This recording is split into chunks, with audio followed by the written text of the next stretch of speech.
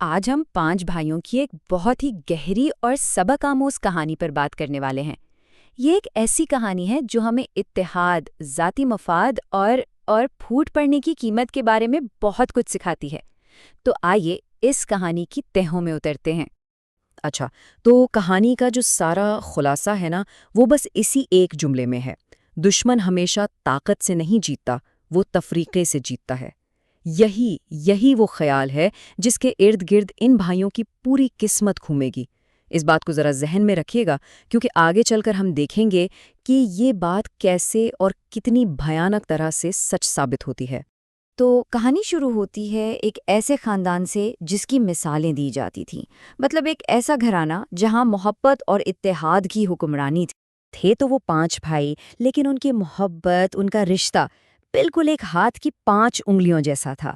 الگ الگ تھے اپنی اپنی جگہ پر، لیکن ایک دوسرے سے جڑے ہوئے تھے، اور جب بھی کوئی مشکل وقت آتا تو وہ ایک مٹھی کی طرح ایک ہو جاتے۔ لیکن وقت ہمیشہ ایک جیسا نہیں رہتا ہے نا۔ دھیرے دھیرے ہر بھائی نے اپنا الگ راستہ چننا شروع کر دیا، اور ان کے مفادات، ان کی ترجیحات الگ ہونے لگی۔ اور پھر ہر بھائی کی اپنی ایک الگ دنیا بنتی چلی گئی۔ ایک کو اقتدار مل گیا، وہ حکمران بن بیٹھا۔ دوسرے نے زمین کے سارے وسائل، سونا، چاندی، تیل، سب پر کنٹرول حاصل کر لیا۔ تیسرے نے کھیتی باڑی کو اپنایا، لیکن ساتھ ساتھ اپنی حفاظت پر بھی خوب توجہ دی۔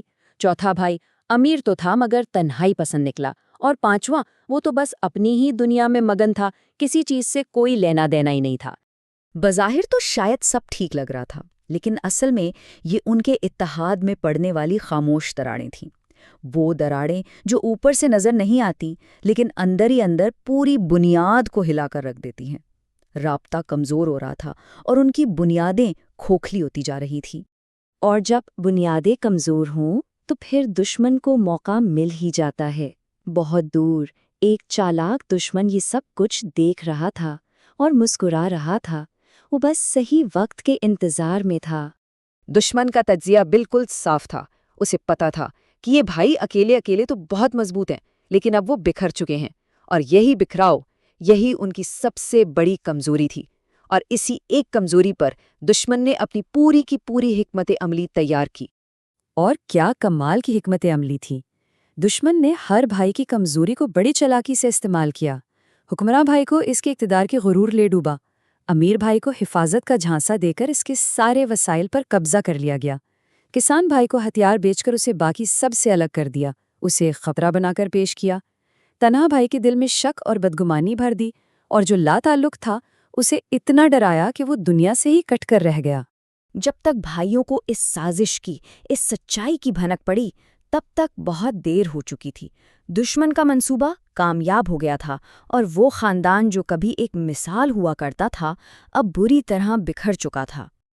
اب فرق دیکھیں ذرا، جہاں پہلے محبت تھی، اتحاد تھا، ہنسی مذاق تھا، وہاں اب صرف انتشار، کمزوری اور ہر طرف خوف کا علم تھا۔ وہ خاندانہ جو ایک مثال تھا، اب ایک عبرت کی داستان بن چکا تھا۔ اور پھر دشمن نے اپنی آخری اور سب سے خطرناک چال چلی۔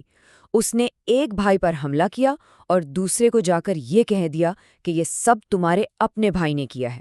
بس غلط فہمیوں اور غصے نے بھائیوں کو ایک دوسرے کے ہی خلاف کھڑا کر دیا۔ لیکن اس سارے انتشار، اس افراتفری کے بیچ ایک بھائی نے ہمت جٹائی اور سچ بولنے کا فیصلہ کیا۔ یہ کہانی کا وہ موڑ تھا جہاں شاید سب کچھ بدل سکتا تھا۔ اس نے اپنے بھائیوں کو وہ سچائی یاد دلائی جسے وہ سب بھول چکے تھے۔ یہ جنگ ہم میں نہیں ہے، یہ جنگ ہمارے خلاف ہے۔ ایک بہت ہی سادہ لیکن اتنا طاقتور جملہ جس میں ان سب کی بقا کا راز چھپا تھا۔ لیکن شاید بہت دیر ہو چکی تھی۔ نقصان اتنا گہرا تھا کہ ہر بھائی اپنی ہی تکلیف میں، اپنی ہی دنیا میں ڈوبا ہوا تھا۔ جب ان سے بات کی گئی تو جواب کیا ملا؟ ایک نے کہا، میرے پاس تو کچھ بچا ہی نہیں۔ دوسرے نے کہا، مجھے تو دھوکہ دیا گیا ہے۔ تیسرے کی آواز میں تنہائی تھی، میں اکیلا ہوں۔ اور چوتھا، وہ تو بھروسہ کرنا ہی بھول چکا تھا، کہنے لگا، مجھے اب کسی پر اعتبار نہیں۔ اور پانچواں بھائی، وہ تو بس خاموش رہا۔ اس بھائی نے ہمت نہیں ہاری، اس نے اپنی آخری کوشش کی۔ اس نے کہا، سنو، ہم سب الگ الگ کمزور ہیں، لیکن اگر ہم ساتھ مل جائیں تو ہمیں کوئی نہیں ہرا سکتا۔ یہی اس پوری کہانی کا سبق تھا، امید کی ایک آخری کرن۔ اور دلچسپ بات یہ ہے کہ یہ کہانی یہاں ختم نہیں ہوتی، بلکہ یوں کہیں کہ یہ کہانی یہاں سے شروع ہوتی ہے۔ اب سارا فیصلہ ان بھائیوں کے ہاتھ میں ہے کہ وہ کون سا راستہ چنتے ہیں۔